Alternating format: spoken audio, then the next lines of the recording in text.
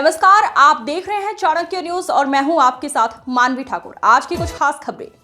इंदौर से पिपरवार जाते समय सज्जन सिंह वर्मा नगर के स्थानीय नवीन बाईपास अवंतिका रेस्टोरेंट पर अल्प समय के लिए रुके, जहां उन्होंने नगर के वरिष्ठ जनप्रतिनिधियों, कांग्रेस संगठन पदाधिकारियों, कार्यकर्ताओं, सदस्यों से औपचारिक मुलाकात करते हुए आगामी नगरीय निकाय, नगर पंचायत आदि चुनावों को लेकर विस्तृत चर्चा की एवं जानकारी ली। नवीन बाईपास पहुंचे कैबिनेट मंत्री वर्मा का बड़ी संख्या में उपस्थित कांग्रेस जन द्वारा पुष्पमालाएं पहनाकर भव्य एवं आत्मीय स्वागत किया गया। इस अवसर पर आष्टा टीएनपी न्यूज रिपोर्टर के द्वारा संसद में पप्पू यादव द्वारा राम मंदिर में हुई चंदा चोरी के नाट्य रूपांतरण पर हो रहे विरोध का सवाल पूछे जाने पर पूर्व कैबिनेट मंत्री वर्मा ने भाजपा आरएसएस पर बड़ा आरोप लगाते हुए देश प्रदेश के साधु संतों, महात्माओं, बाबाओं को इंगित करते हुए कहा कि चंदा चोरी ठीक हुई क्या?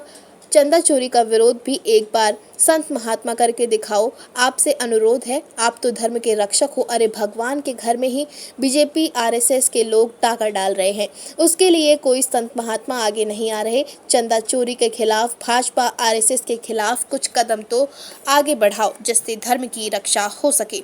वहीं उन्होंने दिल्ली के जंतर मंतर पर छात्र छात्राओं द्वारा किए गए आंदोलन में पुलिस द्वारा लाठीचार्ज की बर्बरता पर प्रधानमंत्री नरेंद्र मोदी के द्वारा हाल ही में आंदोलनकर्ता छात्र छात्राओं को माफ किए जाने को लेकर वीडियो जो वायरल हुआ है, उस पर कहा कि प्रधानमंत्री कौन होता है माफ करने वाला? अपनी नीतियां ऐसी है बीजेपी की, नरेंद्र मोदी को उनके छात्र छात्राओं को अंधेरे के गर्त में ढकेला तुमने। ये भाषा किसने सिखाई? आपने उनकी भाषा पर माफ़ किया। इन नौजवान छात्र छात्राओं ने जो भाषा बोली, अरे तुमने ही तो सिखाई वो भाषा। उसके मन की वेदना छात्र छात्राओं को जब अपना भविष्य खतरे में दिख रहा था, नीट के पेपर कई बार लीक हो रहे थे, ये भाषा तो तुमने सिखाई, तुम्हें माफ़ी मांगनी चाहिए। नौजवान पीढ़ी से धर्म की आड़ में राजनीति का शिकार करने वाले बीजेपी आरएसएस का घोर विरोध होना चाहिए। इस अवसर पर नगर के स्थानीय वरिष्ठ कांग्रेस के संगठन पदाधिकारी, पूर्व वर्तमान जनप्रतिनिधिगण, सदस्यगण, कार्यकर्तागण एवं आम जन बड़ी संख्या में उपस्थित रहे। जी वैसे जिस प्रकार का देखने में आया है कि संसद में जो नाट्य रूपांतरण चोरी को लेकर, राम मंदिर की चोरी को लेकर किया गया, उसका काफ़ी विरोध किया जा रहा है, क्या कहना चाहेंगे? देखिए, उन्होंने कोई गलत ढंग से, जो सांसद है पप्पू यादव है, उन्होंने सही मुद्दे पे अपनी बात लोकसभा संसद के प्रांगण में अपनी बात कही। अब असल में क्या है, बात का बतंगड़ तो बनते ही है। मुद्दा सही है, जो लोग उसका विरोध कर रहे हैं, हम नहीं रोकते, करो विरोध, लेकिन इस बात का विरोध भी तो करो। संतों, महंतों, बाबाओं की चंदा चोरी ठीक हुई क्या? इस चंदा चोरी का तो विरोध एक बार संत महात्माओं करके दिखाया। आपसे अनुरोध है, आप तो धर्म के रक्षक हो। अरे भगवान के घर में ही बीजेपी आरएसएस के लोग डाका डाल रहे हैं, उसके लिए कोई संत महात्मा आगे नहीं आ रहा। तो मैं तो आपसे अनुरोध करता हूँ, संत महात्माओं, आपको बुरी लगी बात, उसका विरोध करिए, पप्पू यादव वाली, लेकिन चंदा चोरों के खिलाफ, भाजपा आरएसएस के खिलाफ तो जरा कुछ कदम आगे बढ़ाओ, ताकि धर्म की रक्षा हो सके। जिस प्रकार का भाई साहब देखा गया है कि जंतर मंतर में जिस प्रकार से लाठियां भांजी गई छात्राओं पे, तो छात्रों पर लाठियां भांजी गई, जिस प्रकार आंदोलन किया गया था, उसमें अभी जैसे कि एक बयान आया है कि प्रधानमंत्री जी ने इसके लिए छात्रों को माफ़ किया, क्या कहना चाहेंगे आप? देखिए, मेरा ये कहना है, प्रधानमंत्री ने माफ़ किया।